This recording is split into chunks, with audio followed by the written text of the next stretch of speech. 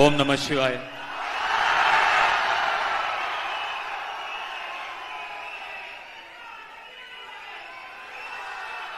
என்ன பாவா, நல்லா இருக்கீங்களா?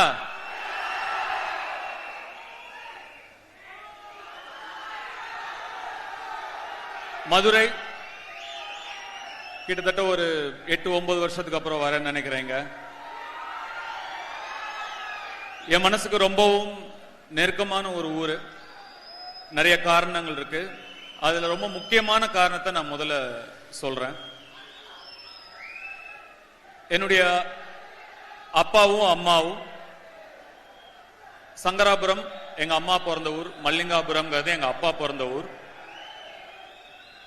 இந்த படத்துல வர மாதிரியே எங்க அப்பாவும் பொழப்பு தேடி சென்னைக்கு வருதுன்னு முடிவு பண்ணிட்டாரு. ஆனா சென்னைக்கு வர அவர்கிட்ட காசு இல்ல, பஸ்ஸுக்கு காசு இல்ல.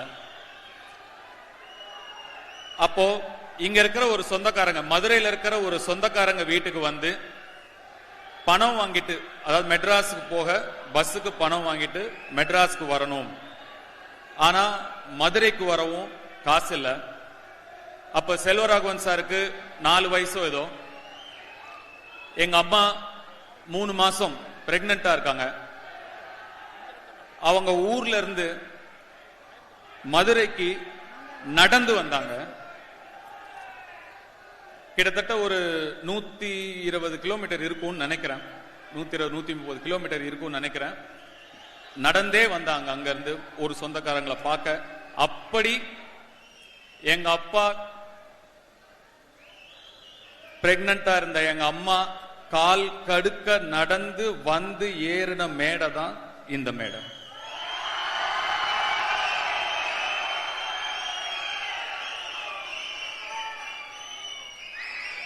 நான் எவ்வளவோ ட்ரை பண்ண அவங்களை எப்படியாவது இங்க கொண்டு வரணும்னு. எனக்கு இந்த மொமெண்ட் இன்னும் முழுமையாகவும் நிறைவாகவும் இருந்திருக்கும்.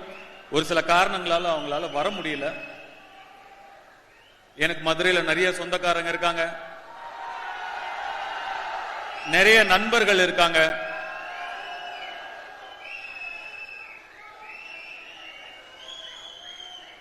இங்க இருந்து அங்க இருந்து கை தட்டிட்டு விசில் அடிச்சிட்டு இருக்கிற நீங்கெல்லாம்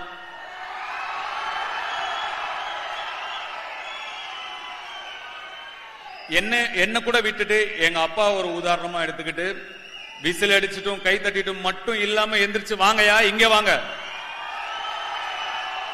வரணும், உழைக்கணும், உழைச்சு இங்க வரணும்.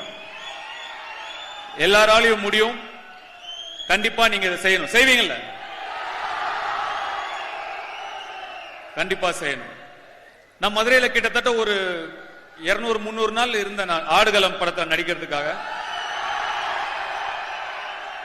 இந்த மதுரையில நான் ஓடாத தெரு கிடையாது, ஆடாத தெரு கிடையாது. திருப்பரங்குன்றத்தெல்லாம் கிட்டத்தட்ட 30 நாள் இருந்தேன் நானு. எனக்கு ரொம்ப ரொம்ப மனசுக்கு நெருக்கமான ஒரு அனுபவமா இருந்தது. எவ்வளவோ எனக்கு வேலையில இருக்கிற ஸ்ட்ரெஸ், பிரஷர் எது இருந்தாலும் அந்த 200-250 நாள் நாங்க இருந்த நாட்கள் நான் ரொம்ப அமைதியாகவும் நிம்மதியாகவும் நான் இருந்தேன். எனக்கு மனசுக்கு ரொம்ப நெருக்கமான நாட்கள் அந்த நாட்கள். என்ன நடு ரோட்ல இறக்கி விட்டுருவாங்க கொண்டு போய். அந்த பாட்டு ஒத்த சொல்லல அப்படியே கூட்டிட்டு போவாங்க. அப்படியே ஆட்டோல கூட்டிட்டு போய் அப்படியே என்னை இறக்கி விட்டுருவாங்க.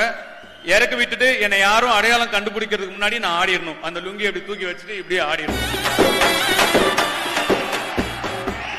ஆனா கிட்டத்தட்ட ஒரு 5-6 நாள் வேற வேற இடத்துல வேற வேற இடங்கள்ல இறக்கி விட்டு நான் ஆடும் போதும் என்ன நிறைய பேர் அடையாளம் கண்டுபிடிக்கல. அப்ப எனக்கு அவ்வளவு சந்தோஷமா இருந்தது. இந்த ஊரோட ஆள் மாதிரி தான் நான் இருக்கேன். அதனாலதான் என்னை யாரும் அடையாளம் கண்டுபிடிக்கல.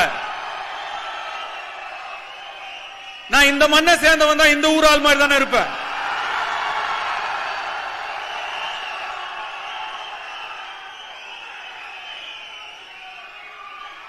சாவமில்ல கைய வச்சேண்டு வை கொண்டே புரு.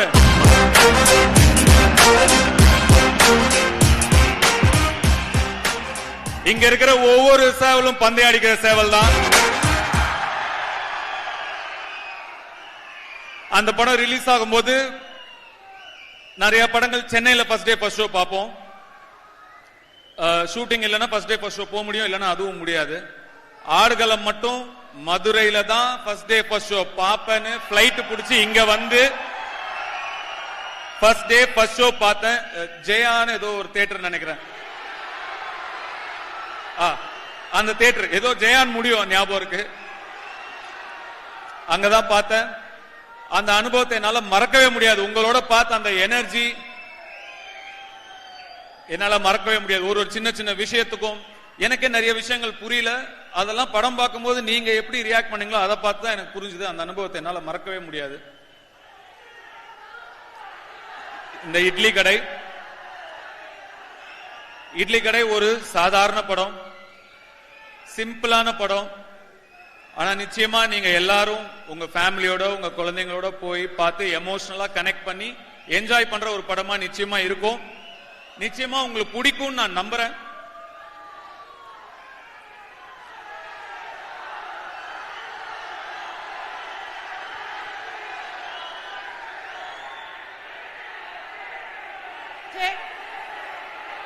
சார் ரொம்ப நேரமா நான் பேசுறது எனக்கு கேட்கல சார், அதனால ஹை டெசிபல்லே பேசிட்டு இருக்கேன். எனக்கு நீங்க என்ன கேக்குறீங்கன்னு சரியா புரியல.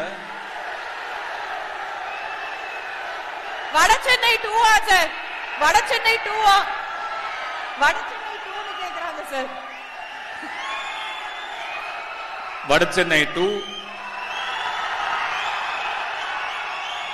அடுத்த வருஷம் படப்பிடிப்பு ஆரம்பிக்கும். அதுக்கு அடுத்த வருஷம் ரிலீஸ் ஆகும்.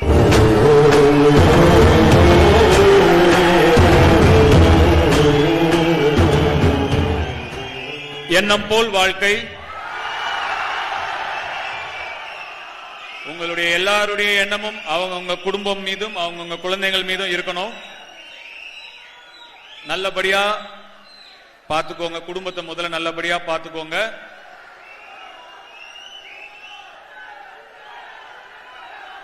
அக்டோபர் 1ஆம் தேதி திரையில சந்திப்போம்.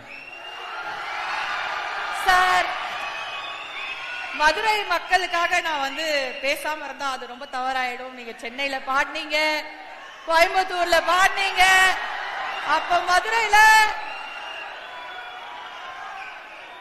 கேளுங்கப்பா, உனக்காக தானே பேசிட்டு இருக்கீங்க.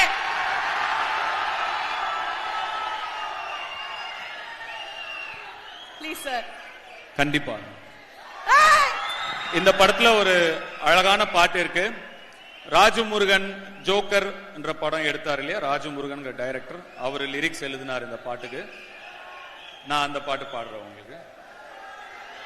இது இருக்கா? மைனஸ் ட்ராக் இருக்கா? இருக்கு சார். ப்ளே பண்ணு சார்.